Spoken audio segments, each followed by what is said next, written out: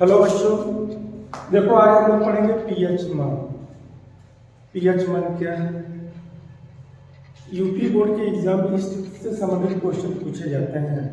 किस तरह से क्वेश्चन पूछे जाएंगे इसको आप थोड़ा सा ध्यान से समझने का प्रयास कीजिए। देखिए, किसी विलयन में हाइड्रोजन आयन के मोल प्रति लीटर में सांद्रता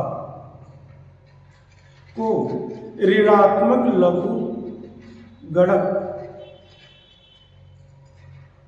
अगर ऋणात्मक लघु गणक में अगर व्यक्त किया जाता है, ऋणात्मक लघु गणक को पीएच मान कहते हैं।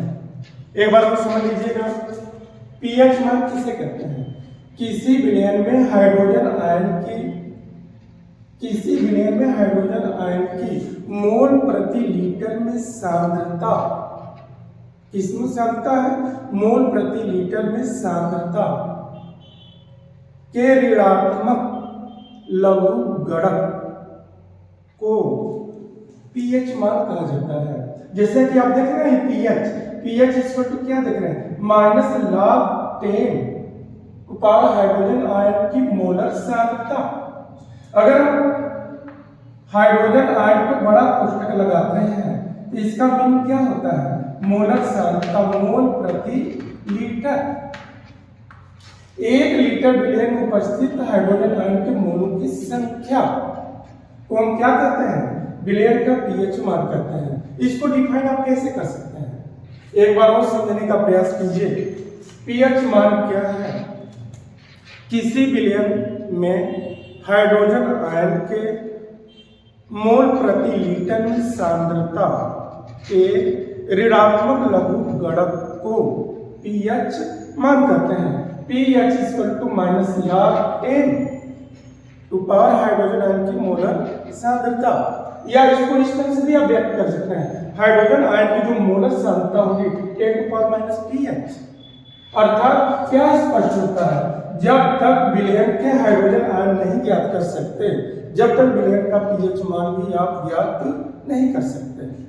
हाइड्रोजन आयन की सांद्रता से विलयन का पीएच मान ज्ञात किया जाता है, और पीएच मान यह ज्ञात करता है कि अम्ल और क्षार प्रबल है कि दुर्बल है।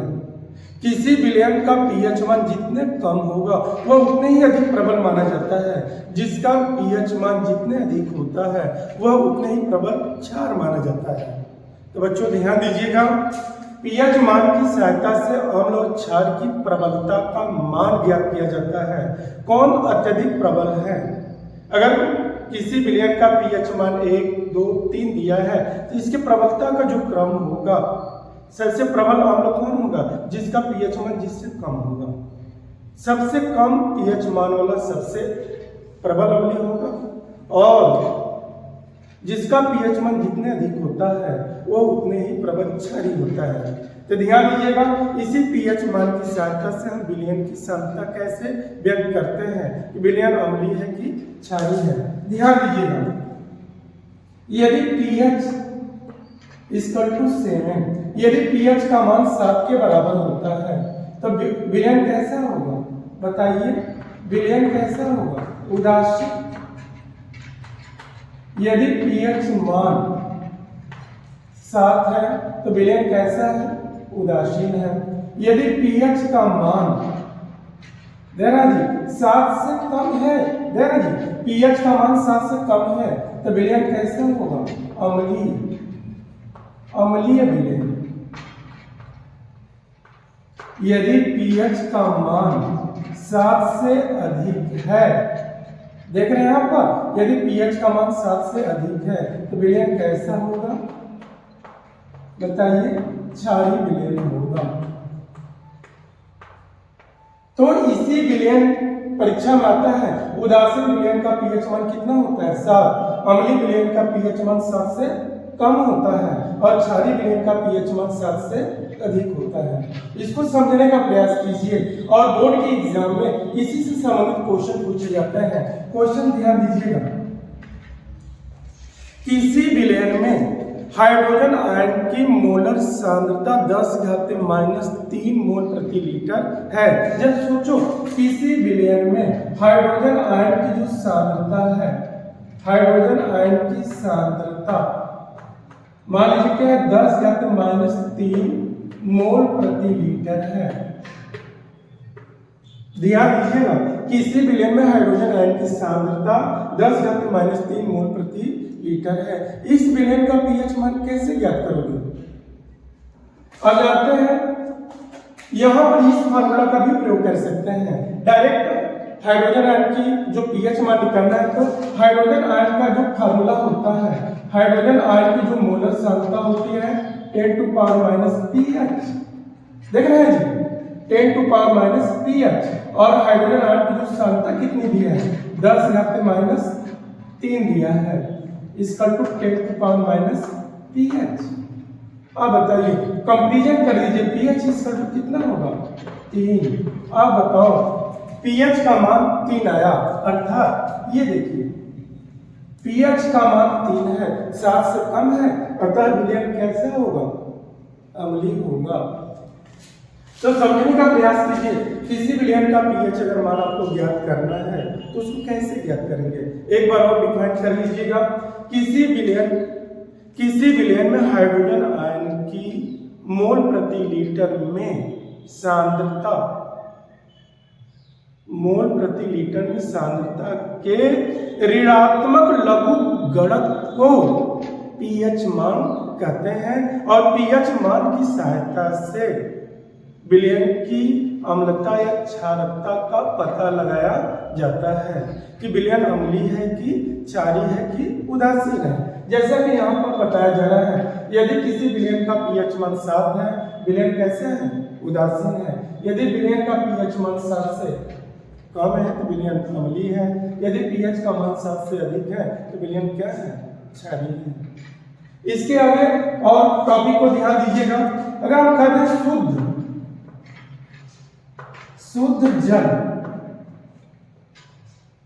शुद्ध जल में अगर देखा जाए तो हाइड्रोजन आयन की जो मोलर सांद्रता है, OH आयन की मोलर सांद्रताओं का जो गुणनफल होता है कितना होता है, 10⁻⁻14 होता है।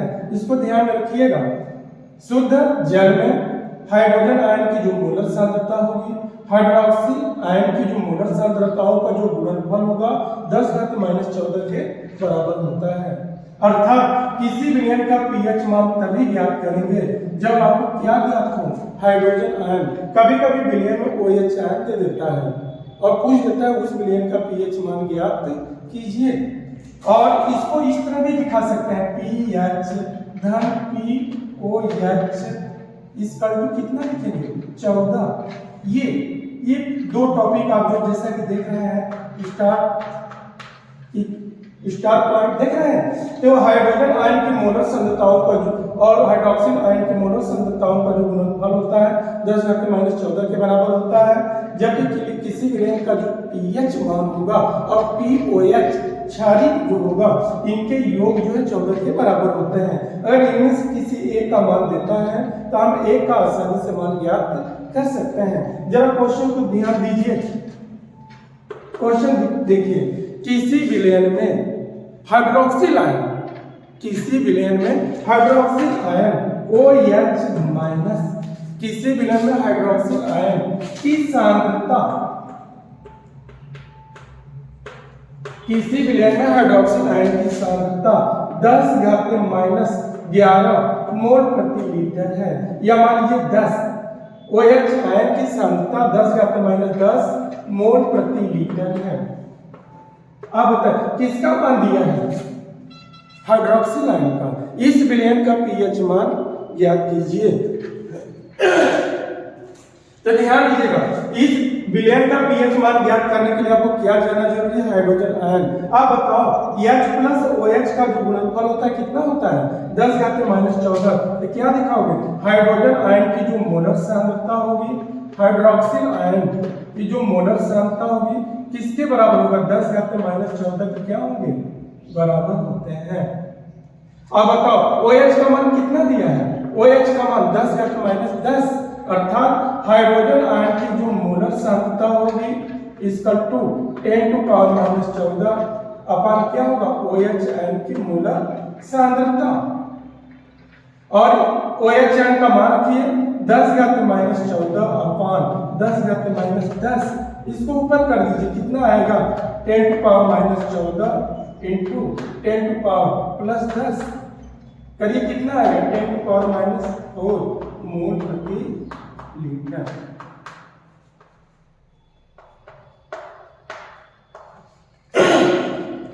तो हाइड्रोजन आयन की मोलर सांद्रता कितनी प्राप्त हुई?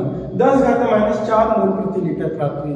जब हाइड्रोजन आयन की जब मोलर सांद्रता प्राप्त हो गई, इस विलयन का पीएच मान निकाल सकते हैं कि नहीं? अब बताओ, हाइड्रोजन आयन का जो मोलर सांद्रता होता है कितना होगा 10⁻⁻pH। इसका मान कितना दिया है बताइए, इसका मान कितना दिया है 10⁻10। इसे आप लिखेंगे 10⁻4 इसका क्या होगा 10⁻pH। अब बताओ कंपैरिजन कर दीजिए, तो pH इसका कितना होगा? अब बताइए pH इसका कितना होगा 4। अब बताओ यह pH मान 7 से कम है अधिक? तो pH का मान 7 से कम है, इसलिए यह विलयन कैसा होगा बताइए? ये विलयन कैसा होगा? अम्लीय होगा। इस तरह से बोर्ड के एग्जाम में क्वेश्चन पूछे जाते हैं। अब जानते रहिएगा पीएच मान क्या होते हैं।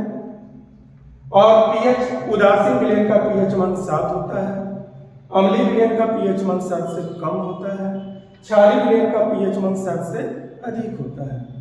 और शुद्ध जल में हाइड्रोजन और OH की मोलर सांद्रताओं का जो गुणनफल होता है 10⁻⁻14 के बराबर होता है।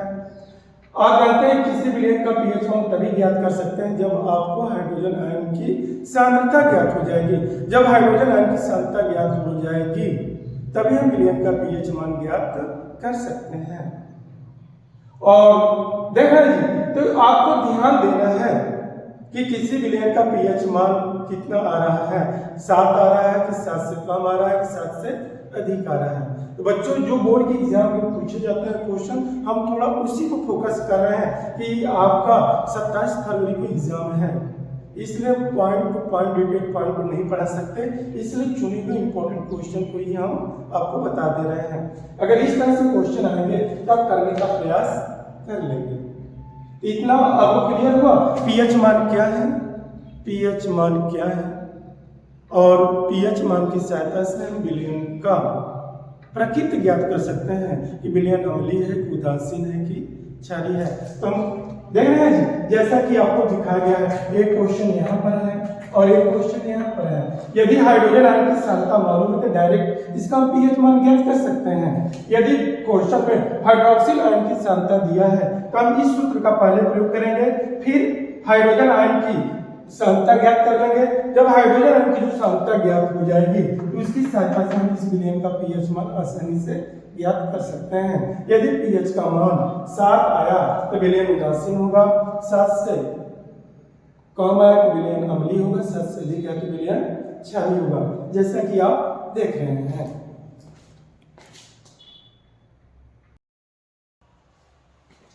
बच्चों देखो, अब अगला पार्ट हम लोग क्या पढ़ेंगे, साबुनीकरण। परीक्षा में आता है साबुनीकरण किसे कहते हैं? अब बताइए, साबुन बनाने की प्रक्रिया को साबुनीकरण कहते हैं। ध्यान से समझने का प्रयास कीजिए, आता है परीक्षा में साबुनीकरण किसे कहते हैं? साबुन बनाने की प्रक्रिया को साबुनीकरण कहते हैं। जबकि साबुन क्या होता है? साबुन उच्च वसी अम्लों के सोडियम या पोटेशियम लवण होते हैं। ध्यान दीजिएगा, साबुन क्या है? परीक्षा में आता है साबुन है, साबुन क्या है? अम्ल है, क्षार है, लवण है, क्या है अम्ल? साबुन। साबुन क्या है? साबुन लवण है। समझने का प्रयास कीजिए।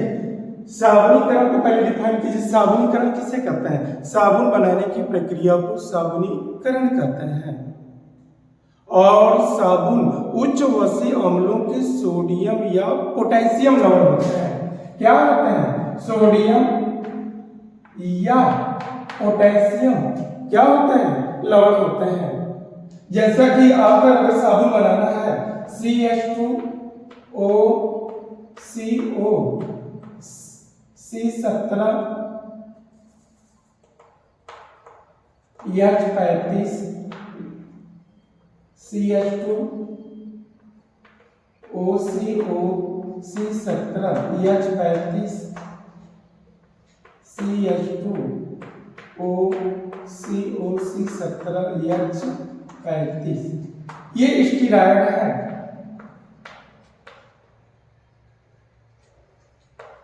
ये स्टीराइड है, ध्यान दीजिएगा। स्टीराइड एक प्रकार का वसा अम्ल होता है, वसा होता है। स्टीराइड एक वसा है। इसकी अभिक्रिया अगर हम मान लीजिए सोडियम हाइड्रोक्साइड के साथ कराते हैं, सोडियम हाइड्रोक्साइड के साथ कराते हैं तो क्या प्राप्त होगा बताइए? ये प्राप्त होगा CH2OH CH2OH अब प्लस C17H35 COO इसको बैलेंस कर लीजिए। अब बताओ, ये सोडियम हाइड्रोक्साइड है,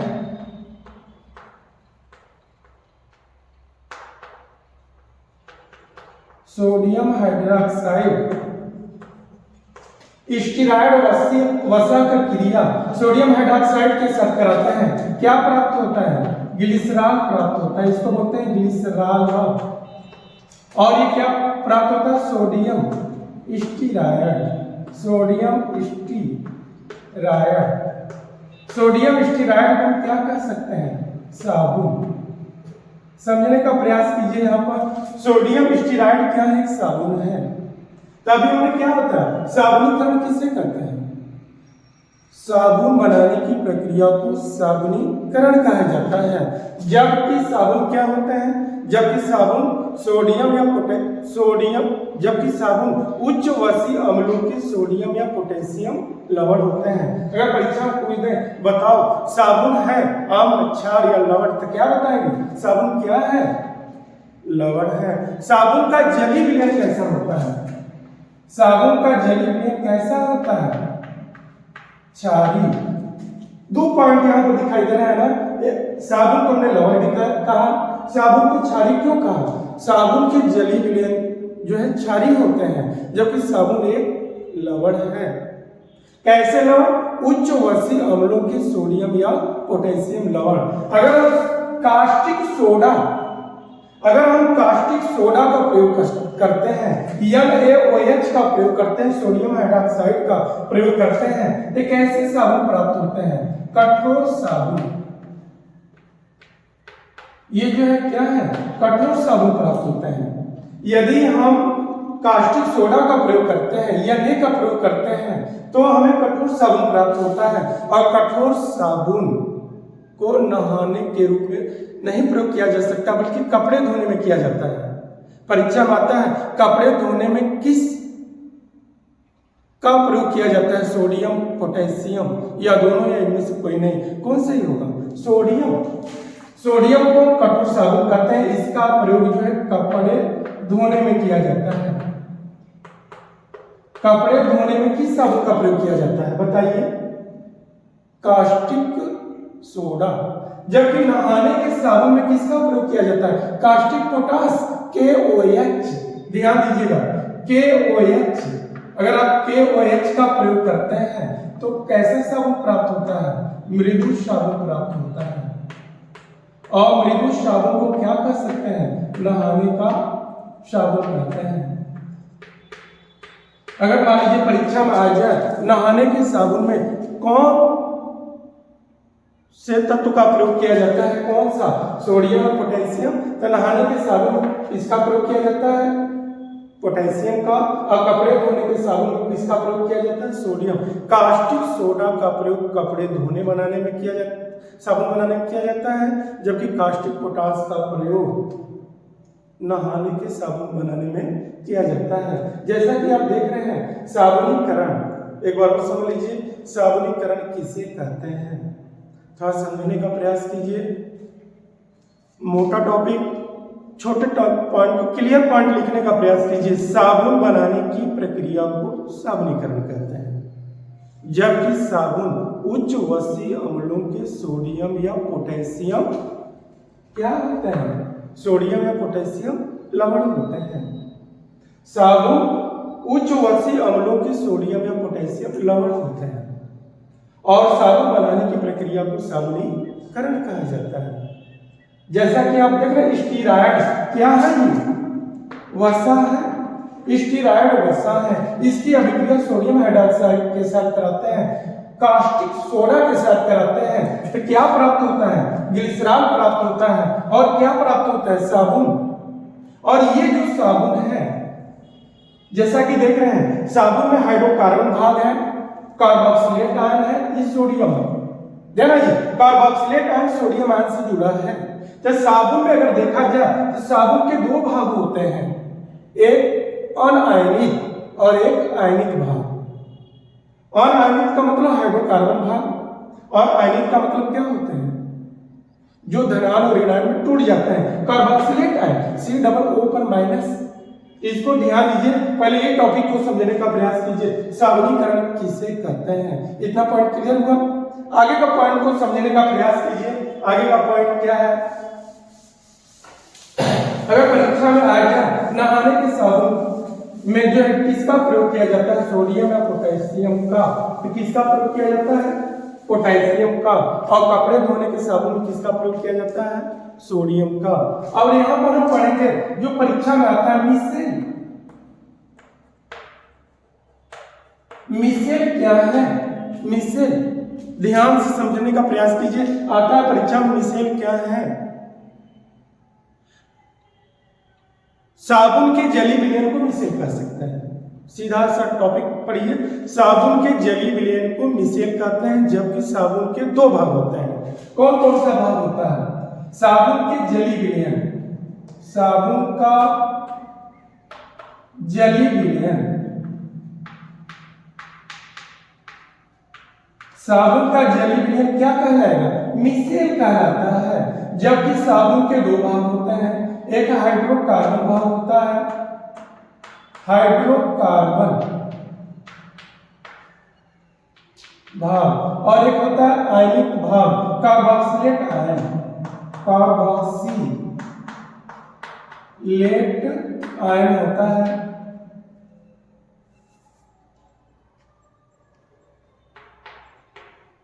अब ध्यान दीजिएगा, अभी आपने क्या देखा, साबुन के दो भाग, हाइड्रोकार्बन होता है और एक कार्बोक्सिलेट आयन होता है। हाइड्रोकार्बन भाग को हम टेल कहते हैं, टेल, और जबकि कार्बोक्सिलेट आयन को हम क्या कहते हैं, हेड कहते हैं। जो टेल वाला होता है जल विरागी होता है, जल विरागी,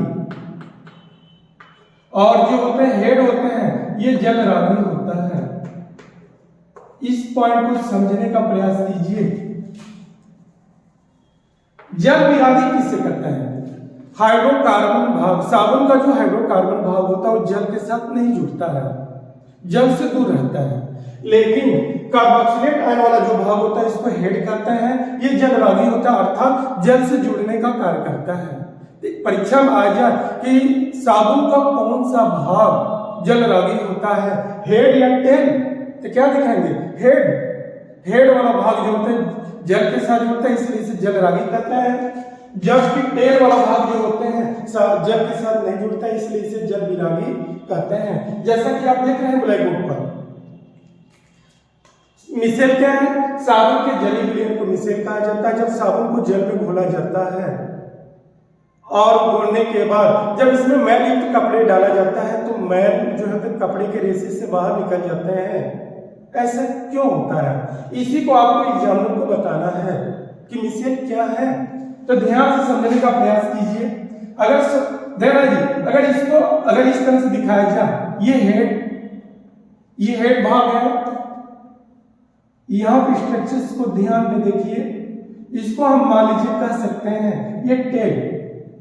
इस भाग को क्या कह सकते हैं, जो यहां से जो भाग दिखाई दे रहा है ये टेल है। इस वाले भाग को क्या कह सकते हैं, हाइड्रोकार्बन, ये हाइड्रोकार्बन भाग है। और ये वाला जो भाग जो दिखाई दे रहा है ये हेड है। इसको कौन सा भाग कह सकते हैं, आयनिक भाग, कार्बोक्सिलेट आयन, कार्बोक्सिलेट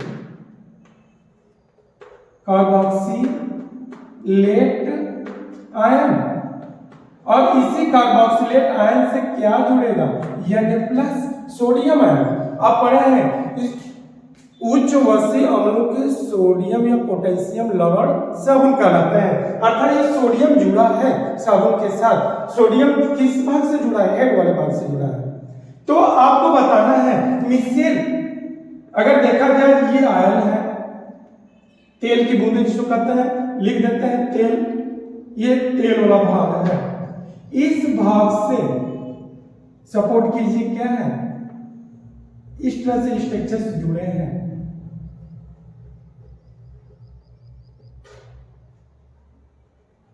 जैसा कि आप चित्र में देख रहे हैं, यहां पर ये जो संरचना जो दिखाई जा रही है, एक मिसेल का स्ट्रक्चर दिखाया जा रहा है। ये जो मिसेल का स्ट्रक्चर है, इसका जो ऋणावेशित वाला जो भाग होता है, देख रहे हैं, जल की ओर रहता है, और इसका जो टेल वाला भाग जो होता है वो क्या है, तेल की तरह होता है। अब जैसा कि देख रहे हैं ना, ये टेल जो पीछे जो ये स्ट्रक्चर जो बनाया गया है, ये किससे जुड़ा है, आयन से जुड़ा है, मैल से जुड़ा है। और जो ये हेड वाला जो भाग होता है Na+, जितने भी पॉइंट देख रहे हैं ये Na+ है। Na+ ऋणायन वाला भाग हेड होता है, ये Na+ होता है, Na+ से जुड़ा होता है। क्योंकि जैसा कि आप पढ़ चुके हैं कि साबुन उच्च वसीय अम्लों के सोडियम या पोटेशियम लवण होते हैं। ये मिसेल का स्ट्रक्चर है। जब साबुन को जल में घोला जाता है तो आपको स्ट्रक्चर इस तरह से बनेंगे। जैसे ही इसमें मैल युक्त कपड़े डालते हैं, साबुन का जो तेल वाला भाग है, जो हाइड्रोकार्बन वाला जो भाग है, किसके साथ जुड़ेगा, तेल के साथ जुड़ता है, मैल के साथ जुड़ता है। इस मैल के साथ जुड़ता है क्योंकि जो हाइड्रोकार्बन का जो तेल वाला जो भाग होता है, जो हाइड्रोकार्बन होता है, वो जल विरागी होता है, जल के दूसरे छोर पर रहता है, जल से दूर होता है। लेकिन इसका जो आयनिक जो हेड होता है वो किसके संपर्क में होगा बताइए, H2O। ये H2O से जुड़ा होता है, जल से नहीं होता है।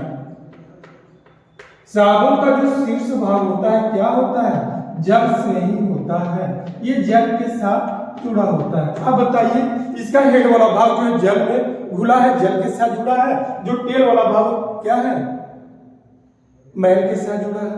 जैसे हम कपड़े साफ करते हैं, इस पे पानी गिराते हैं, जैसे पानी गिराते हैं, इस पानी के बहाव के साथ साथ क्या है, सोडियम आयन या इसका हेड वाला भाग जो जल से जुड़ा होता है, जल के साथ बह जाता है। जब ये बहते हैं तो ये अपने साथ हाइड्रोकार्बन और प्लस तेल वाले भाग को भी अपने साथ खींच ले जाते हैं, जिसके कारण तेल या आयल या जो मैल होते हैं कपड़े के रेशे से बाहर निकल जाता है और गंदले कपड़े साफ हो जाते हैं। ध्यान दीजिएगा, परीक्षा में आता है मिसेल किसे कहते हैं। परीक्षा में आएगा तो क्या दिखाएंगे, मिसेल। मिसेल साबुन के जली विलयन को मिसेल कहा जाता है। साबुन के दो भाग होते हैं, एक हाइड्रोकार्बन भाग होता है जिसे टेल कहा जाता है, और एक कार्बोक्सिलेट आयन होता है जिसे हेड कहा जाता है। जो टेल वाला भाग होता है वो जल विरागी होता है, जल के साथ नहीं जुड़ता है बल्कि मैल या गंदले के साथ जुड़ता है। जबकि इसका आयनिक जो भाग होता है जल विरागी होता है, जल के साथ जुड़ने का कार्य करता है। जैसा कि यहाँ पर आपको चित्र में दिखाया गया है, जो हाइड्रोकार्बन वाला ए पोजीशन है, जो ये ऋणावेशित भाग है, ये हेड, ये कार्बोक्सिलेट आयन है। इस कार्बोक्सिलेट आयन से क्या जुड़े हैं, सोडियम आयन जुड़े हैं। तो सोडियम आयन धनायन आयन के बीच इस भाग को हम आयनित कहेंगे और हाइड्रोकार्बन भाग को अनआयनित कहते हैं। परीक्षा में आता है साबुन का कौन सा भाग जल विरागी और कौन सा भाग जल से नहीं होता है। तो जल विरागी हाइड्रोकार्बन भाग और कार्बोक्सिलेट आयन वाला जो भाग होता है जल विरागी होता है। जैसा कि यहाँ पे ये बताया गया आपको, मिसेल, ये मिसेल का स्ट्रक्चर है। इसका हाइड्रोकार्बन का जो तेल वाला जो भाग होता है आयन से जुड़े हैं, जो हेड वाला भाग वो जल से जुड़ा है। जैसे कपड़े हम जब साफ करते हैं उस पर पानियां गिराते हैं, पानी भी गिराते रहते हैं, और मैल जो पानी में घुल करके क्या करते हैं, पानी के साथ बहते रहते हैं, और मैल जो होते हैं कपड़े के रेशे से बाहर निकल जाते हैं, और जिसके कारण कपड़ा जो साफ सुथरा हो जाता है। ये मिसेल के बारे में अभी आपने देखा। साबुन क्या है, क्लियर हुआ? उच्च वसी अम्लों के सोडियम पोटेशियम लवण को साबुन कहते हैं। नहाने के साबुन में पोटेशियम का प्रयोग किया जाता है, जबकि कपड़े धोने के साबुन में सोडियम का प्रयोग किया जाता है। जबकि साबुन उच्च वसी अम्लों के सोडियम या पोटेशियम लवण होते हैं। जब और साबुन बनाने की जो प्रक्रियाएं होती है उसको साबुनीकरण कहते हैं, जैसा कि आपको समीकरण में बताया गया था। और उसके बाद मिसेल क्या है, आगे का टॉपिक मिसेल क्या है, जैसा कि अभी आपने देखा, और ये कैसे कपड़े को साफ करता है, इस प्रक्रियाओं के बारे में आपने देखा। इन दोनों में से बोर्ड के एग्जाम में पूछे जा सकते हैं क्वेश्चन, इसको आप तैयार कर लीजिए। और इसके बाद हम आपको समय कम होने के कारण इंपॉर्टेंट क्वेश्चन का रिवीजन कराएंगे। नेक्स्ट वीडियो में देखिएगा इंपॉर्टेंट क्वेश्चनों का रिवीजन, कौन कौन से क्वेश्चन कैसे पूछे जाते हैं, इन क्वेश्चनों को हम आपको नेक्स्ट वीडियो में दिखाएंगे, ताकि साइंस के पार्ट 2 से जो भी क्वेश्चन है उसको आप आसानी से कर लें। धन्यवाद।